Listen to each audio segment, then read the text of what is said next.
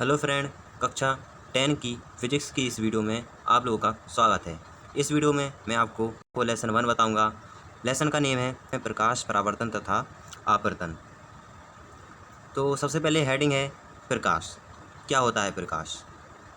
हम जो आँखों से अपनी अगल बगल की वस्तु देख सकते हैं, यही तो होता है प्रकाश।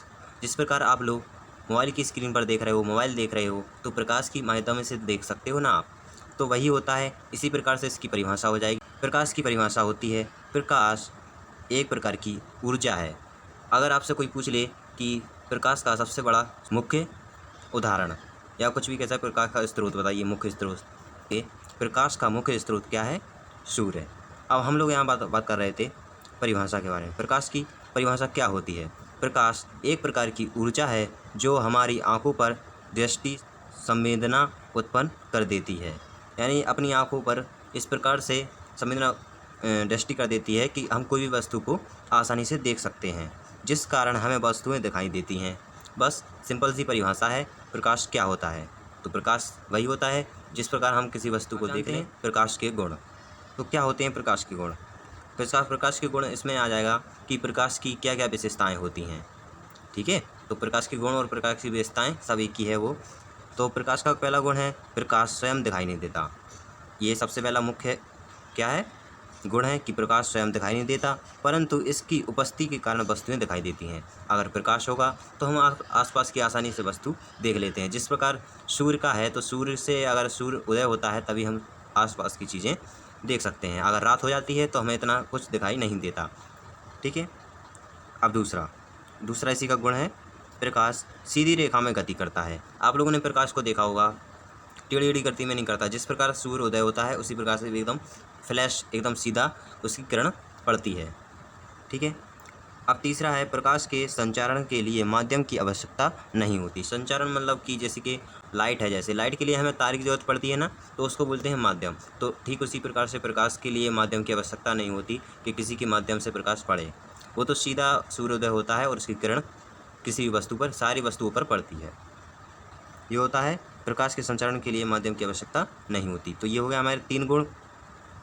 और गुण है प्रकाश निर्वात में चल सकता है। निर्वात में यहाँ पर ऑक्सीजन और कुछ भी ना रहे, निर्वात एकदम। निर्वात में प्रकाश की चाल कितनी होती है? 3 × 10 और 10⁸ ये होती है प्रकाश की चाल। अब जानेंगे प्रकाश के परावर्तन। प्रकाश का परावर्तन होता क्या है?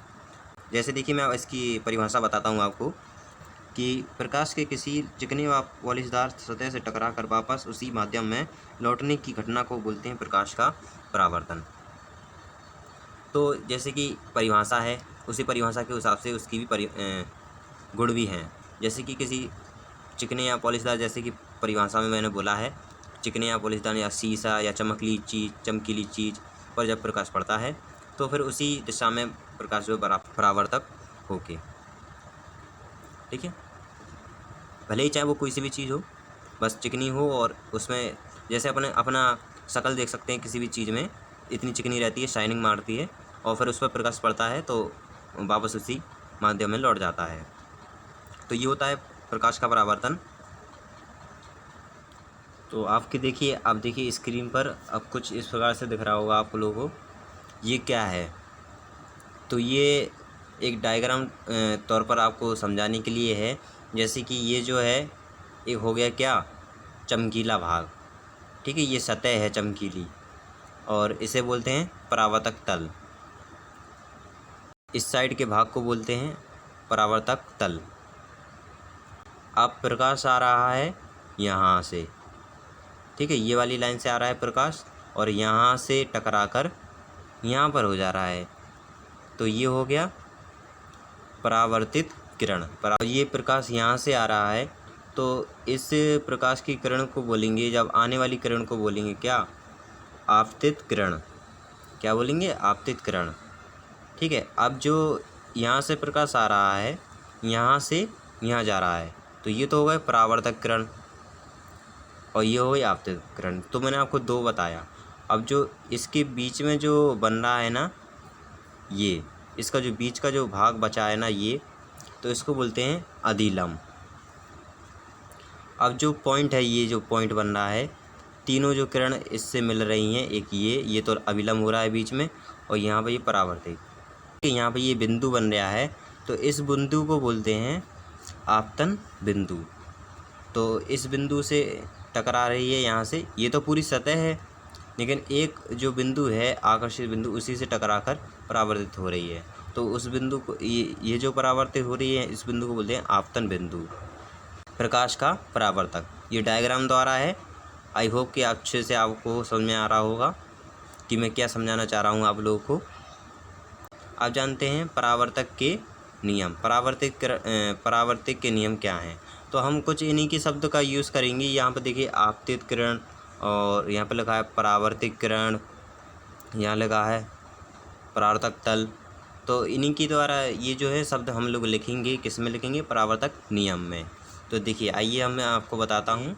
सबसे पहले लिखेंगे आप लोग हेडिंग, क्या लिखेंगे हेडिंग, परावर्तक के नियम, लॉ ऑफ रिफ्लेक्शन। फिर आपको लिखना है प्रथम नियम, ठीक है, मैं आपको 2 नियम बता रहा हूँ।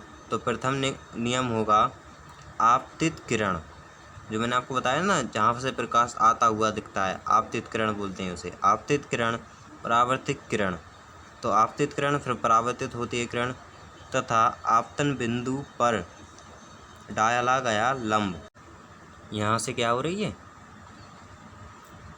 यहाँ से हो रही है परावर्तित, यहाँ से आ रही है किरण और यहाँ से हो रही है परावर्तित। और ये जो डाला गया लंब है, इसको बोलते हैं अधिलंब। तो मैंने पहले नियम में क्या बोला है, आपतित किरण, परावर्तित किरण, आपतित किरण, परावर्तित किरण तथा आपतन बिंदु। इसका जो आपतन बिंदु है नीचे, ये जो बिंदु है, ठीक है, ये बिंदु, इसको बोलते हैं आपतन बिंदु पर डाला गया लंब, तीनों एक ही पृष्ठ में होते हैं। तीनों एक ही पृष्ठ में हैं। पृष्ठ यानी ये सतह, ये जो सतह है इसी से अटैच है ये तीनों रेखाएं। तो ये हो गया। तो पहला नियम हो गया है हमारा। अब जानते हैं दूसरा नियम। दूसरा नियम होगा परावर्तक कोण, परावर्तन कोण, ठीक है, ये तो आर से प्रदर्शित करते हैं इसे, परावर्तक कोण को आर से प्रदर्शित करते हैं। परावर्तक कोण सदैव आपतन कोण के बराबर होता है। जो परावर्तक कोण बन रहा है इस प्रकार से, देखिए इस प्रकार से बन रहा था ना, ये था परावर्तक कोण, ये बन रहा है परावर्तक कोण, किसके, आपतन कोण के बराबर होता है, ये होता है आपतन कोण, इसके बराबर है। ये जो लेसन है काफ़ी बड़ा है, तो इसमें टॉपिक बाई टॉपिक भाग 1 भाग 2 यानी पार्ट टू पार्ट आएंगे वीडियो के। तो सबसे पहले आप लोग पेज पर देख, फेसबुक पेज पर देख रहे हो तो फॉलो ज़रूर करें, और साथ ही साथ अगर यूट्यूब पर देख रहे हो तो चैनल को जल्दी से सब्सक्राइब कर लें, ताकि आपको इस लेसन से रिलेटेड जितनी भी वीडियो आएंगी उन वीडियो की नोटिफिकेशन आपको मिल सके।